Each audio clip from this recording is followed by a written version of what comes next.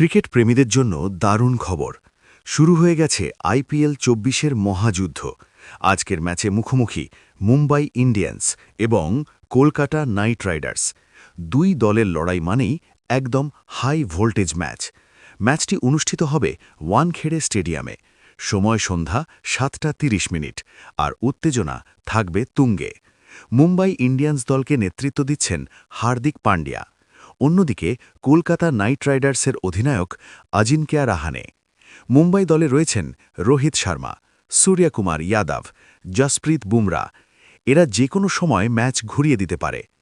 অন্যদিকে কেকেআর দলে রয়েছেন সুনীল নারিন, বরুণ চক্রবর্তী, ক্যামেরন গ্রিন, যারা ম্যাচের মোড় ঘুরিয়ে দিতে ওস্তাদ। তবে কেকেআরের জন্য একটা খারাপ খবর। দলের কয়েকজন বোলার চোটে ভুগছেন, ফলে বোলিং আক্রমণ কিছুটা দুর্বল, যা বড় সমস্যা হতে পারে। এখন কথা বলি পিচ নিয়ে। ওয়ানখেড়ে স্টেডিয়ামের পিচ পুরোপুরি ব্যাটিং ফ্রেন্ডলি। এখানে ২০০+ রান খুবই কমন, আর বড় স্কোর দেখা যায় প্রায়ই। টস জিতলে দলগুলো আগে বোলিং করতে চাইবে। হেড টু হেড রেকর্ড দেখলে মুম্বাই ইন্ডিয়ান্স অনেকটাই এগিয়ে। তাই পরিসংখ্যান বলছে আজকের ম্যাচে এমআই ফেভারিট। তবে টি-20 ক্রিকেট মানেই শেষ বল পর্যন্ত সাসপেন্স। কেকেআরও কিন্তু দিতে পারে বড় চমক। আজকের ম্যাচে নজর থাকবে জসপ্রীত বুমরা এবং সুনীল নারিনের উপর। তাহলে তোমার মতে আজকের ম্যাচ কে জিতবে? কমেন্ট করে জানাও নিচে।